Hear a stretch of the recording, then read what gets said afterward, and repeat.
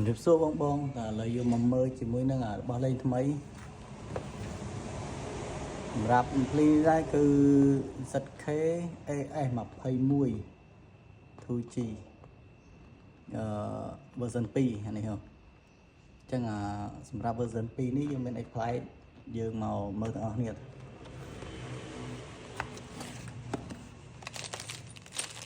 ចឹងដំបូងយើងបើកប្រអប់មកគឺមានទៅលុយជាមួយនឹងក្បាលវ៉ាលីមហើយនេះដែរគឺសបក Ampli របស់វាអានេះក្នុងនេះគឺមានដាក់ name plate របស់វាថាកម្លាំងប្រមាណវ៉ាត់ភ្លើងប្រមាណវ៉ុលអីគឺមានដាក់ក្នុងនេះអញ្ចឹងសម្រាប់ 4C Oyo នេះគឺរបស់ក្រុមហ៊ុន ZK AM21 របស់ក្រុមហ៊ុនគេវាយផ្លាកនៅលើនេះហើយគេដាក់ 4C Oyo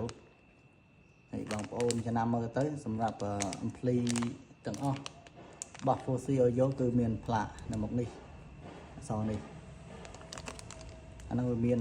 តាមកម្រិតរបស់វាគឺមានធម្មតារបស់ក្រុមហ៊ុនតែវាច្រើនខ្ញុំយកទៅរបស់ក្រុមហ៊ុនយកមកលក់ទេចង់បងត្រូវការអាចតាក់ទងបានឥឡូវយើងមើលតទៀតអានេះគេដាក់QR សម្រាប់ scan app ជាមួយនឹងព័ត៌មានផ្សេងអីយើងអាច scan នេះទៅគឺមានដាក់ហើយបោះណាបោះ fake បោះណាបោះក្រុមហ៊ុនបោះណាបោះ copy អីចឹងទៅអានេះគឺ app សម្រាប់ download control ជាមួយនឹង Ampli នេះ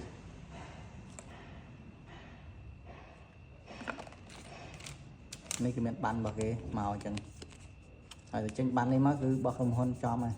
ឲ្យតែមានអក្សរនេះហើយសម្រាប់លើប្រទេស Ampli ក៏ដែរឥឡូវយើងមកមើល Ampli របស់យើង 2G ចង់ដល់2គ្រាប់ទៀងប្លែកបន្តិចសម្រាប់ Ampli នេះគឺមាន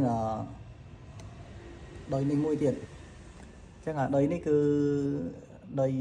ចេញទៅ Ampli សាប់ទាំងពីរហ្នឹងទាំងអានេះហើយនិងទាំងនេះអញ្ចឹងពីមុនវាអត់មានទេវាមានតែដុយនេះមួយទេដុយជើង3ឥឡូវវាថែម2ទៀតអានេះគឺប្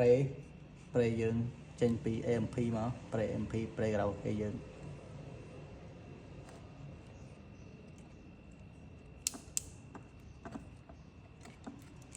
ចឹងដូចទៅរូបរាងមុនដែរទេគ្រាន់តែយើងក៏គេបន្ថែមកន្លែងនេះ version 2នេះគឺគេបន្ថែមកន្លែងនេះរូបរាងវាស្អាតហើយធ្ងន់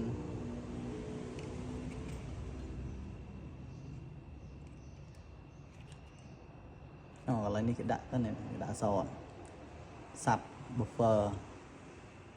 Oyo output អានេះសម្រាប់ចេញសាប់ហើយអានេះសម្រាប់